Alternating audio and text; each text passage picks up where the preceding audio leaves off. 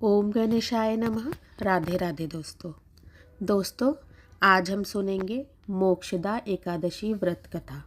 तो आइए शुरू करते हैं। महाराज युधिष्ठिर ने कहा, हे भगवान, आप तीनों लोकों के स्वामी हैं, सबको सुख देने वाले और जगत के पति हैं।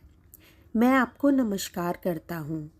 हे देव, आप सबके हितैषी हैं, अतः मेरे संशय को दूर कर मुझे बताइए कि मार्गशीर्ष एकादशी का क्या नाम है।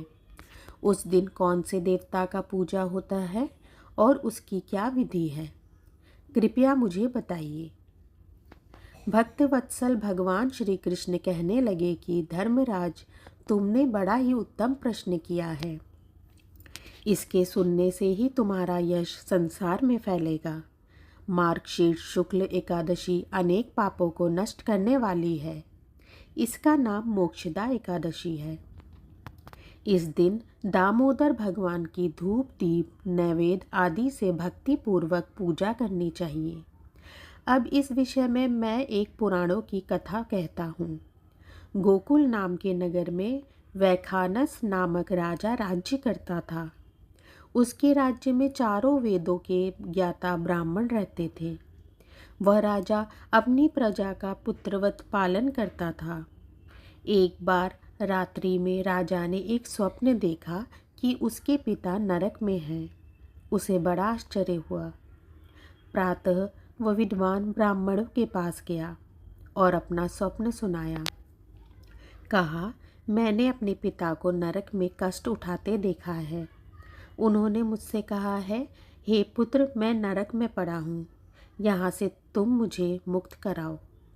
जब से मैंने ये वचन सुने हैं तब से मैं बहुत बेचैन हूँ।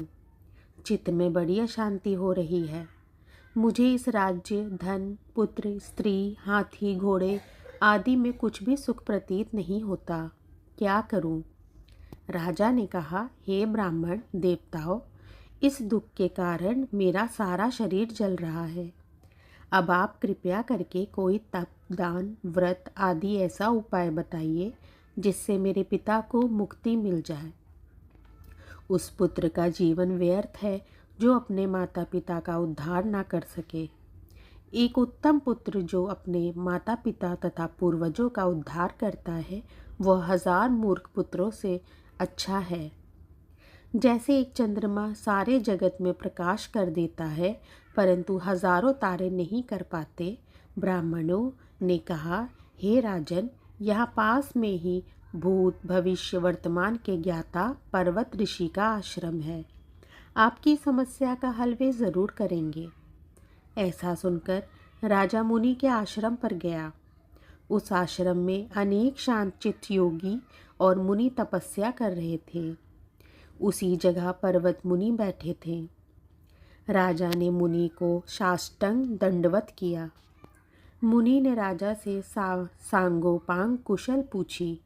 राजा ने कहा कि महाराज, आपकी कृपा से मेरे राज्य में सब कुशल है, लेकिन अकस्मात मेरे चित्त में अत्यंत अशांति होने लगी है।